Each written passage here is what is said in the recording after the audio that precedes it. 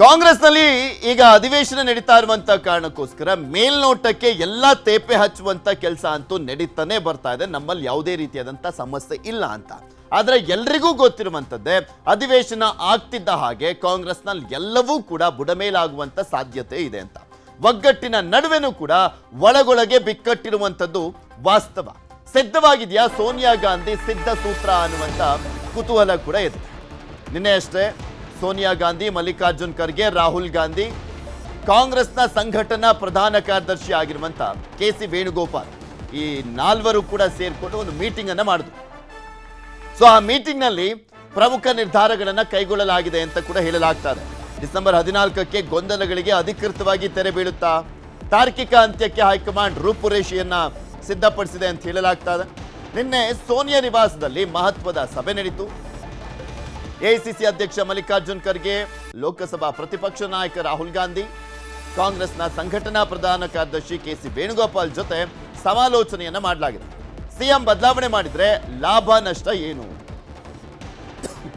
ಡಿಕೆಶಿ ಬೇಡಿಕೆ ಈಡೇರಿಸಲಿಕ್ಕೆ ಸಾಧ್ಯ ಆಗುತ್ತಾ, ಈ ಕಿತ್ತಾಟ ಮುಂದಿನ ಚುನಾವಣೆಗೆ ಎಫೆಕ್ಟ್ ಆಗುತ್ತಾ ಅನ್ನುವಂಥ ನಿಟ್ಟಿನಲ್ಲಿ ಸಾಕಷ್ಟು ಆಂಗಲ್ ನಲ್ಲಿ ಚರ್ಚೆಯನ್ನ ಮಾಡಲಾಗಿದೆ. ಪ್ರತಿಯೊಂದು ಅಂಶವನ್ನ ಚರ್ಚಿಸಿರುವಂತದ್ದು ಸೋನಿಯಾ ಗಾಂಧಿ. ಬೆಳಗಾವಿ ಅಧಿವೇಶನ ಬಳಿಕ ಮತ್ತೊಂದು ಸಭೆಯನ್ನ ಮಾಡಲಾಗುತ್ತೆ. ಸಂಧಾನ ಸೂತ್ರ ಹೆಣೆಯಲ್ಲಿರುವಂತದ್ದು ಹೈಕಮಾಂಡ್. ಗಾಲಡಿ ಡಿ.ಕೆ. ಶಿವಕುಮಾರ್ ಅವರು ಕೂಡ ಈ ಹಿಂದೆ ಸಾಕಷ್ಟು ಬಾರಿ ಹೇಳಿದ್ರು. ಅದು ಪ್ರಮುಖವಾಗಿ ಒಂದು 6 ಜನರ ನಡುವೆ ಮಾತನಾಡಲಾಗಿದ್ದಂಥ ವಿಚಾರ, ಅದನ್ನ ಬಹಿರಂಗವಾಗಿ ಹೇಳಲಿಕ್ಕೆ ಆಗೋದಿಲ್ಲ ಅಂತ ಹೇಳಿದ್ರು. ಅಂದ್ರೆ ಸೋನಿಯಾ ಗಾಂಧಿ, ರಾಹುಲ್ ಗಾಂಧಿ, ಮಲ್ಲಿಕಾರ್ಜುನ್ ಖರ್ಗೆ, ಕೆ.ಸಿ. ವೇಣುಗೋಪಾಲ್, ಹಾಗೆ ರಣದೀಪ್ ಸಿಂಗ್ ಸುರ್ಜೇವಾಲಾ, ಸಿದ್ದರಾಮಯ್ಯ, ಡಿ.ಕೆ. ಶಿವಕುಮಾರ್ ಇವರ ನಡುವೆ ಆಗಿದ್ದಂಥ ಚರ್ಚೆ ಅನ್ನುವಂಥ ರೀತಿಯಲ್ಲಿ ಹೇಳಿದ್ರು. ಇದೆಲ್ಲದ್ರ ಬಗ್ಗೆ ಇನ್ನಷ್ಟು ಮಾಹಿತಿಯನ್ನ ಕೊಡ್ತಾ ಹೋಗ್ತಾರೆ ನಮ್ಮ ಪ್ರತಿನಿಧಿ ಕಾರ್ತಿಕ್. ನಮ್ಮ ಜೊತೆ ನೇರ ಸಂಪರ್ಕದಲ್ಲಿ ಜಾಯ್ನ್ ಆಗಿದ್ದಾರೆ. ಕಾರ್ತಿಕ್, ಪ್ರಮುಖವಾಗಿ ನಿನ್ನೆ ಒಂದು ಮಹತ್ವದ ಸಭೆಯನ್ನ ಮಾಡಲಾಗಿದೆ. ಮೈನ್ ಟಾಪ್ 4 ಲೀಡರ್ಸ್ ಮಾಡಿರುವಂತ ಒಂದು ಸಭೆ. ಖರ್ಗೆ, ರಾಹುಲ್ ಗಾಂಧಿ, ಸೋನಿಯಾ ಗಾಂಧಿ ಮತ್ತು ಒಂದ್ ಕಡೆ ಕೆ.ಸಿ. ವೇಣುಗೋಪಾಲ್ ಇದ್ರು. ರಾಜ್ಯದ ವಿಚಾರ ಚರ್ಚೆ ಆಗಿದೆ ಅನ್ನುವಂಥದ್ದನ್ನ ಸ್ಪಷ್ಟವಾಗಿ ಕೂಡ ಕೆ.ಸಿ. ವೇಣುಗೋಪಾಲ್ ಹೇಳಿರುವಂತದ್ದು. ಸೊ ಆ ಸಭೆಯ ಹೈಲೈಟ್ಸ್ ಅನ್ನುವಂಥದ್ದು ನೋಡೋದಾದ್ರೆ ತಾರ್ಕಿಕ ಅಂತ್ಯದ ವಿಚಾರಕ್ಕೆ ಸಂಬಂಧಪಟ್ಟಂತೆ ನಿರ್ಧಾರಗಳನ್ನ ಕೈಗೊಳ್ಳಲಾಗಿದೆಯಾ ಅಥವಾ ಇದು ಜಸ್ಟ್ ಒಂದು ಹಂತದಲ್ಲಿ ಚರ್ಚೆ ಮಾಡಲಾಗಿದೆಯಾ ಅಂತ?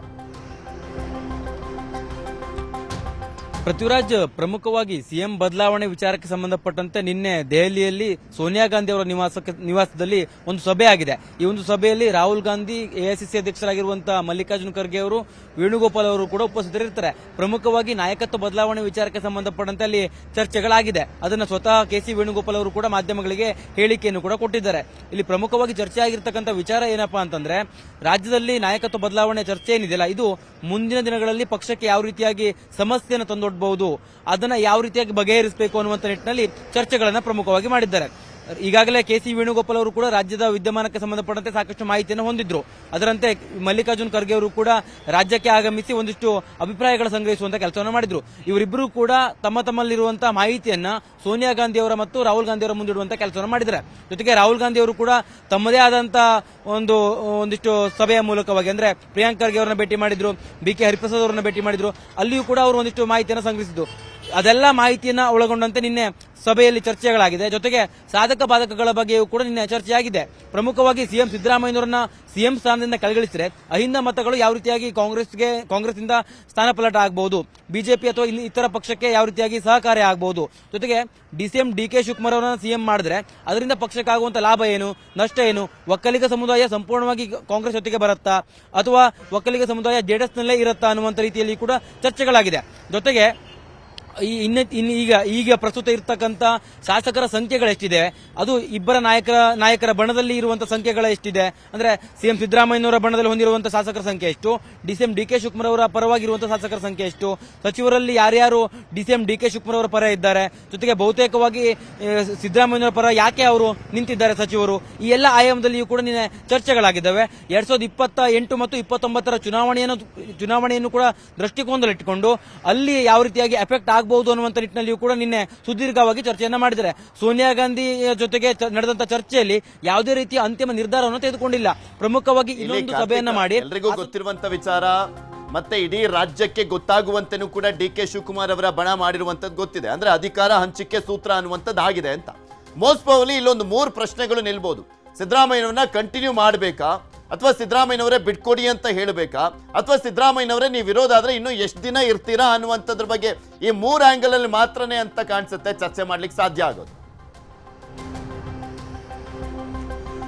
ಪೃಥ್ವಿರಾಜ್, ಇಲ್ಲಿ ನಾವು ಪ್ರಮುಖವಾಗಿ ಗಮನಿಸಬೇಕು, ಹೈಕಮಾಂಡ್ ಇದುವರೆಗೂ ಕೂಡ ಪವರ್ ಶೇರಿಂಗ್ ನ ವಿಚಾರವಾಗಿ ಯಾವುದೇ ರೀತಿಯ ಮಾತನ್ನ ಹೇಳಿಲ್ಲ. ಕೇವಲ ಸಿಎಂ ಡಿ.ಕೆ. ಶಿವಕುಮಾರ್ ಅವರು ಹೇಳ್ತಾ ಇದ್ದಾರೆ ವಿನಃ ಇನ್ಯಾರು ಕೂಡ ಈ ವಿಚಾರವನ್ನ ಪ್ರಸ್ತಾಪ ಮಾಡಿಲ್ಲ.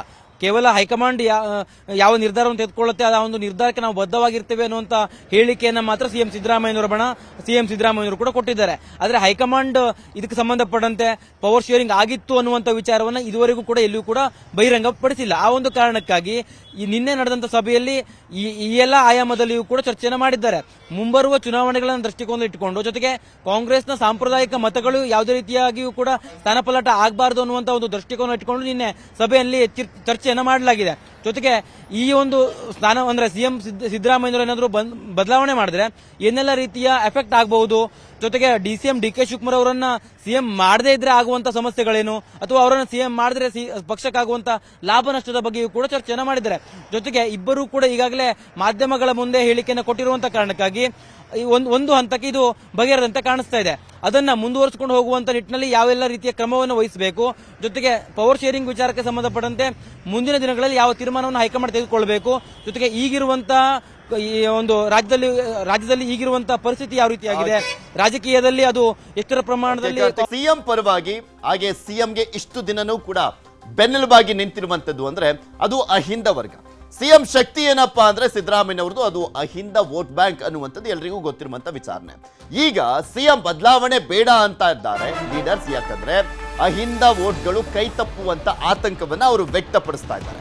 ಯಾವಾಗ್ಲೂ ಕೂಡ ಸಿದ್ದರಾಮಯ್ಯನವರು ಇದೊಂದು ಟ್ರಂಪ್ ಕಾರ್ಡ್ ಅನ್ನ ಬಳಸ್ತಾನೆ ಇರ್ತಾರೆ. ಅವ್ರನ್ನ ಯಾವಾಗ ಕೆಳಗಿಳಿಸ್ಬೇಕು ಅನ್ನುವಂತ ಪ್ರಯತ್ನಗಳಾಗುತ್ತೆ, ಅವಾಗ ಇದನ್ನ ಗುರಾಣಿ ರೀತಿಯಲ್ಲಿ ಬಳಸಿದ್ದನ್ನ ನೋಡಿದ್ವಿ ಈ ಹಿಂದೆ ಜಾತಿ ಗಣತಿಯ ವಿಚಾರಕ್ಕೆ ಸಂಬಂಧಪಟ್ಟಂತೆ. ಅದೇ ವಿಚಾರ ಮತ್ತೊಮ್ಮೆ ಮುನ್ನೆಲೆಗೆ ಬರುವಂತ ಸಾಧ್ಯತೆ ಇದೆ. ಡಿಸೆಂಬರ್ 13ರಂದೇ ದೆಹಲಿಗೆ ಹೋಗ್ಲಿಕ್ಕೆ ಸಿಎಂ ಆಪ್ತರು ಸಿದ್ಧತೆಯನ್ನು ಮಾಡಿಕೊಂಡಿದ್ದಾರೆ. ಸಿಎಂ ಬದಲಾವಣೆ ಬೇಡ ಅಂತ ಒತ್ತಾಯಕ್ಕೆ ತೀರ್ಮಾನವನ್ನು ಮಾಡಿದ್ದಾರೆ. ಕುರ್ಚಿ ಕಿತ್ತಾಟದಲ್ಲಿ ಜಾತಿ ಸಮೀಕ್ಷೆ ಬ್ರಹ್ಮಾಸ್ತ್ರವನ್ನ ಕೂಡ ಪ್ರಯೋಗ ಮಾಡುವಂತ ಸಾಧ್ಯತೆ ಇದೆ. ಜಾತಿ ಸಮೀಕ್ಷೆ ಬಗ್ಗೆ ಮಾಹಿತಿಯನ್ನ ಕೇಳಿರುವಂತದ್ದು ರಾಹುಲ್ ಗಾಂಧಿ. ಸಂಪೂರ್ಣ ಮಾಹಿತಿ ನೀಡಲಿಕ್ಕೆ ಮುಂದಾಗಿದ್ದಾರಂತೆ ಸಿಎಂ. ಜಾತಿ ಸಮೀಕ್ಷೆ ಬಗ್ಗೆ ವರದಿಯನ್ನ ಸಲ್ಲಿಸಲಿಕ್ಕೆ ಸಿಎಂ ಸಿದ್ಧತೆಯನ್ನ ಮಾಡಿಕೊಂಡಿದ್ದಾರೆ ಅಂತ ಕ್ಯಾಬಿನೆಟ್ ನಲ್ಲಿ ಮಂಡಿಸಿ ಒಪ್ಪಿಗೆ ಪಡೆಯುವಂತ ತಂತ್ರ ಇದೆ. ಜನವರಿ ಅಂತ್ಯದ ಒಳಗಾಗಿ ಜಾತಿ ಸಮೀಕ್ಷೆ ಬಿಡುಗಡೆ ಮೂಲಕ ಇನ್ನಷ್ಟು ತಮ್ಮ ಶಕ್ತಿಯನ್ನ ಗಟ್ಟಿಗೊಳಿಸುವಂತ ಪ್ರಯತ್ನ ಅಂತ ಹೇಳಲಾಗ್ತಾ ಇದೆ. ಜಾತಿ ಗಣತಿಯ ವಿಚಾರ ಮತ್ತೊಮ್ಮೆ ಮುನ್ನೆಲೆಗೆ ಬರುವಂತ ಎಲ್ಲಾ ಸಾಧ್ಯತೆಗಳು ಕೂಡ ಕಂಡು ಬರ್ತಾ ಇರುವಂತದ್ದು. ಇಡೀ ದೇಶದಲ್ಲಿ ಪ್ರಪ್ರಥಮವಾಗಿ ಜಾತಿ ಗಣತಿ ಸಮೀಕ್ಷೆ ಮಾಡುವಂತ ನಿಟ್ಟಿನಲ್ಲಿ ಫಸ್ಟ್ ಓಕೆ ಆಗಿದ್ದು ನಮ್ಮ ರಾಜ್ಯದಲ್ಲಿ, ಆದ್ರೆ ಬಿಡುಗಡೆ ಆಗಿದ್ದು ಬಿಹಾರದಲ್ಲಿ. ಅದಾದ್ಮೇಲೆ ಯಾವ ರೀತಿಯ ಹಳ್ಳ ಹಿಡಿತು, ಅದನ್ನ ರಿಜೆಕ್ಟೇ ಮಾಡಲಾಯಿತು, ಎಲ್ರಿಗೂ ಗೊತ್ತಿರುವಂತದ್ದು. ಈಗ ಮತ್ತೊಮ್ಮೆ ಅದೇ ವಿಚಾರ ಪ್ರಸ್ತಾಪ ಆಗ್ತದೆ. ಇದ್ರ ಬಗ್ಗೆ ಇನ್ನಷ್ಟು ಮಾಹಿತಿಯನ್ನ ಪಡ್ಕೊಳ್ತಾ ಹೋಗೋಣ. ನಿಮ್ಮ ಪ್ರತಿನಿಧಿ ಕಾರ್ತಿಕ್ ನೇರ ಸಂಪರ್ಕದಲ್ಲೇ ಇದ್ದಾರೆ. ಕಾರ್ತಿಕ್, ಯಾವಾಗ್ಲೂ ಕೂಡ ಅವರನ್ನ ಯಾವಾಗ ಕೆಳಗಿಳಿಸುವಂತ ಪ್ರಯತ್ನ ಮಾಡಲಾಗುತ್ತೆ, ಅಥವಾ ಸಿದ್ದರಾಮಯ್ಯನವರಿಗೆ ಸಂಕಷ್ಟ ಬಂದಾಗ್ಲೆಲ್ಲ ಕೂಡ ಈ ಹಿಂದೆಯಿಂದಲೂ ಸಿದ್ದರಾಮಯ್ಯನವರು ಈ ಜಾತಿ ಗಣತಿಯ ಗುರಾಣಿಯನ್ನ ಹಿಡ್ಕೊಂಡು ಯಾವಾಗ್ಲೂ ಬೆದರಿಸಿದ್ದನ್ನ ನೋಡಿದ್ವಿ. ಈಗ ಅದೇ ಜಾತಿ ಗಣತಿ ವಿಚಾರಣೆ ಮುನ್ನೆಲೆಗೆ ತಂದು ಸಿದ್ದರಾಮಯ್ಯನವರನ್ನ ಕಾಪಾಡುವಂತ ನಿಟ್ಟಿನಲ್ಲಿ ಅವರ ಬೆಂಬಲಿಗರು ಯಾವ ರೀತಿಯ ಪ್ಲಾನ್ ಮಾಡ್ಕೊಂಡಿದ್ದಾರೆ ಅಂತ. ಪೃಥ್ವಿರಾಜ್, ಪ್ರಮುಖವಾಗಿ ಸಿಎಂ ಸಿದ್ದರಾಮಯ್ಯನವರಿಗೆ ರಾಜಕೀಯದಲ್ಲಿ ಅಹಿಂದ ವರ್ಗವೇ ಅವರ ಒಂದು ಪ್ರಬಲವಾಗಿರುವಂತಹ ಅಸ್ತ್ರ. ಈಗಾಗಲೇ ಜಾತಿ ಸಮೀಕ್ಷೆಯನ್ನು ಕೂಡ ಹಿಂದುಳಿದ ವರ್ಗಗಳ ಆಯೋಗ ಮಾಡಿದೆ. ಆ ಒಂದು ವರದಿಯನ್ನು ಬಹಿರಂಗಪಡಿಸೋದಕ್ಕೂ ಕೂಡ ಸಿಎಂ ಸಿದ್ದರಾಮಯ್ಯನವರು ತರಾತುರಿಯಲ್ಲಿ ಇದ್ದಂತೆ ಕಾಣಿಸ್ತಿದೆ.